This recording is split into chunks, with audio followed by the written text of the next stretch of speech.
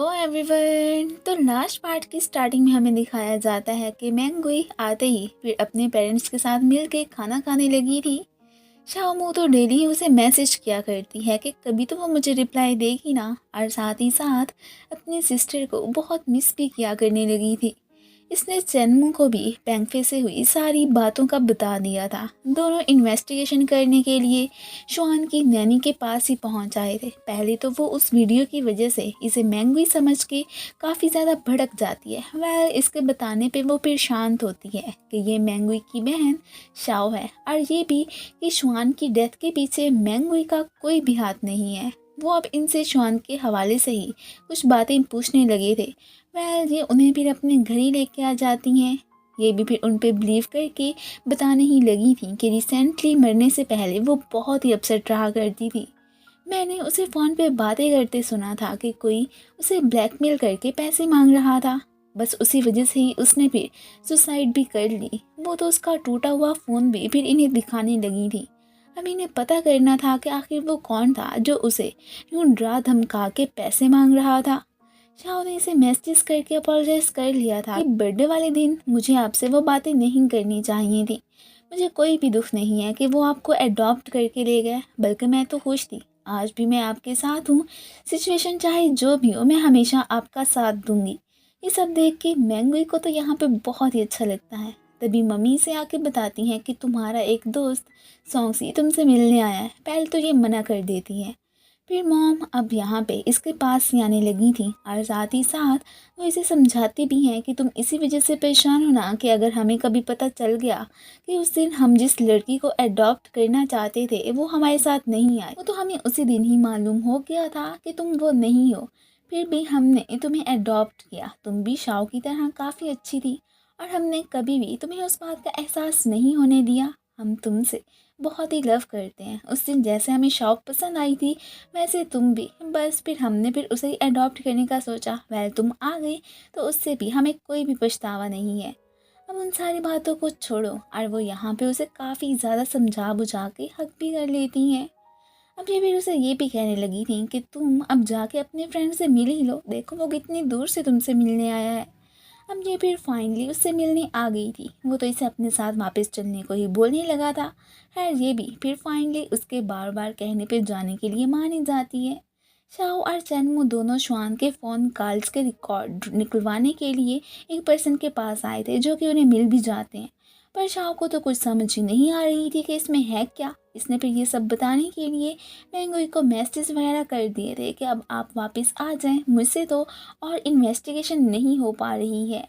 Finally फिर मैंगुई वापस आके इन दोनों को सरप्राइज दे ही देती है। इसने शुआन के कॉल्स रिकॉर्ड्स वगैरह चेक कर लिए थे। वो अब फिर चैनमू और बाबा को वहाँ से भेज के शाओ को बताने लगती है कि मैंने तुम्हें अपनी जगह रिप्लेस करने के बाद नोज़ की सर्जरी करवाने के लिए फिर मैं अब्रॉड ही चली गई थी। फिर बाद में मैं कोमा में चली गई। उसके बाद मुझे नहीं पता कि आखिर शुआन से किसने कांटेक्ट किया, और ना ही वो सब मैंने तुम्हें करने को कहा था कि मेरी जगह तुम जाके एक्टिंग करो। वो तो एकदम शौक ही रह जाती है कि फिर वो कौन था जिसने वो सब हमें करने को कहा था। वो इसे सारे वॉइस रिकॉर्ड्स भी चेक करवाती है। अब यहाँ पे ये उसे बताती है कि ये मेरी वॉइस तो है ही नहीं, इसमें तो एडिटिंग वगैरह की हुई है। अब ये सब किसने किया था उसका मैंगुई को यहाँ पे पता चल जाता है। अब कौन है वो तो हमें नेक्स्ट सीन में ही पता चलेगा ना। ये अब शाओ बन के चैंग के ऑफिस आ गई थी। वो इसे एक कॉन्ट्रैक्ट पे साइन करने को ही बोलने लगा था, पर ये नहीं करती। अब हमें पता चलता है कि असल में कल्प्रिट तो चैंग साहब ही हैं। अब ये भी मैंगुई को सिर्फ अपना ही एम्प्लॉय बना के रखना चाहता था। जब इसे पता चला कि ये अंकल जियांग की कंपनी जा रही है, और ये भी कि शुआन का और जियांग के साथ अफेयर चल रहा है, और उसने ये बात बस मैंगुई को ही बताई थी ना। अब बस इसे मौका ही मिल गया था इन्हें बर्बाद करने का। अब यहाँ पे जब इसे पता चला कि उसका एक्सीडेंट हो गया है और वो कोमा में भी चली गई है, वो अब इससे मिलने के बहाने से आया, और तभी उसने इसका फ़ोन चुरा लिया। अब फिर बाद में शाओ को मैसेज करके वो तो उसे गाइड ही करने लगा कि बस मेरा कहा मानो और कुछ नहीं। वो भी बेचारी मानती गई। उसे क्या पता था कि आगे से मैंगुई है या कोई और। उसके बाद इसने फिर मैंगुई ही बन के फिर शुआन को जियांग के साथ डेटिंग करने पे डरा धमका के पैसे मांगने शुरू कर दिए, जिससे तंग आके उस बेचारी ने फिर सुसाइड ही कर ली। ये सब तो चैंग ने अब अपने मुंह से एतराफ़ भी कर लिया था। उसे पता चल जाता है कि अब उसके सामने मैंगो ही खड़ी है, ना कि शाओ है। तो वो इसे यहाँ पे मारने की कोशिश करने लगता है, पर ये मैंगो ही थी ना, तो इसलिए अब यहाँ पे ये तो उसकी खूब सारी दुर्गत भी बना देती है। सो वो तो बच गई थी। पुलिस भी वो अपने साथ ही लेके आई थी, जो कि इसे पकड़ के ले जाती है। ये साहब तो अब अपनी ज़िंदगी जेल के सलाखों के पीछे ही गुजारने वाले थे। सो नेक्स्ट हमें फिर इन दोनों सिस्टर्स को साथ में मस्ती करते ही दिखाया जाता है। जब ये उसे बताती है कि वो वापस अपने पेरेंट्स के पास चली जाएगी, तो शाओ यहाँ पे बहुत दुखी हो जाती है। अब एक्टिंग सिर्फ शाओ ही करेगी, जबकि मैंगुई ने तो अपनी लाइफ अब आराम से बाहर गुजारने का सोच लिया था। वो तो फिर यहाँ पे इसे हगी कर लेती है कि मैं तो अभी से ही आपको मिस करने लगी। अगले दिन मैंगुई ने इनके लिए जला हुआ खाना ही बनाया था, जो कि ये बिना कोई चूंच रहा के फ़ौरन से खा जाते। अब कुछ कह के उसका दिल थोड़ी ना तोड़ सकते थे। अंकल जियांग ने सॉन्ग को बुला के कॉन्ग्रेचुलेट कह के बता दिया था कि इस बार बेस्ट एक्टर के अवार्ड के लिए तुम्हें ही नॉमिनेट किया गया है। वो खुश। फीमेल लीड के लिए मैंगुई को ही नॉमिनेट किया गया था। शाओमू को भी इस बात का फिर डायरेक्टर के थ्रू पता चल जाता है। वो फिर सिस्टर को कॉल करके सबका बता देती है। वो तो ये अवार्ड नहीं लेना चाहती थी। ये सुन के यहाँ पे शाओमू हैरान हो जाती है कि वो फिर किसे मिलेगा। चैनमू को कॉल करके वो इस वक्त सारी बात का बता देती है। वो तो अब डैड के साथ हॉस्पिटल में ही था। इसके और डैड के बीच जो भी मिसअंडरस्टैंडिंग्स थी वो तो सारी ख़त्म हो गई। दोनों ही अब काफ़ी अच्छे से एक दूसरे से बिहेव करते हैं। सीसी को भी अवार्ड शो में नॉमिनेट किया गया था। यहाँ पे टियान और बेबी आए थे।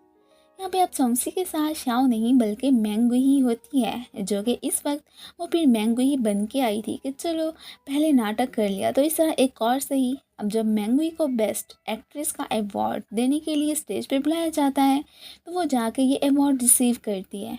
वो अभी इधर अपनी स्पीच शुरू करने ही वाली थी कि तभी यहाँ पे मैंगुई आके सबको सरप्राइज़ देती है। उसने अब अपनी बिना कोई परवाह किए सबको बता दिया था कि मैं मैंगुई और स्टेज पे खड़ी मेरी बहन शाओ है। उस फिल्म में मेरी जगह उसी ने ही काम किया था। जो ये सुन के सभी एकदम सरप्राइज रह जाते हैं। अब यहाँ पे वो तो ये भी कहती है कि उस अवार्ड की हकदार सिर्फ शाओ मू ही है। सभी फिर यहाँ पे शाओ को ही काफ़ी अप्रिशिएट करने लगते हैं।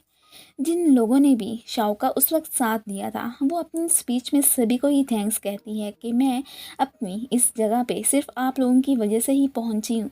और साथ में स्माइल भी करने लगी थी कि चलो सब कुछ ठीक हो गया। बाहर आके वो अपने बाबा को देख के एकदम खुशी हो जाती है और इसे यहाँ पे चैनमू ही लेके आया था। अब वो तो रिपोर्टर्स की बिना कोई परवाह किए यहाँ पे सबके सामने ही उसे हक कर लेती है। चलो हक करने के बाद तो उसने फिर ये भी नहीं सोचा था कि अगर मैं इसे किस करूँगी तो सब हमारे रिलेशनशिप का पता चल जाएगा। वो तो वो भी कर ही देती है। इसके बाद दोनों ही फिर वहाँ से भाग ही गए थे। मैंगुई कनाडा जाने के लिए निकली ही थी कि उसके पास सॉन्गसी आता है। अब उन दोनों ने भी अपने रिलेशनशिप को कंटिन्यू करने का डिसाइड कर लिया था। इधर ये दोनों तो मस्ती वगैरह करने के लिए बीच पे ही आए थे एक साथ में। ये तो बहुत ही ज़्यादा क्वालिटी टाइम स्पेंड करते हैं। दोनों बहुत खुश थे।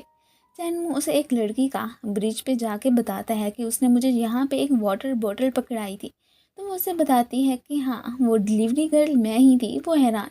दोनों पे यहाँ पे स्माइल करने लगते हैं कि तभी फिर उनकी नज़र रिपोर्टर्स पे पड़ती है, जो कि कब से इन्हें फॉलो ही किए जा रहे थे।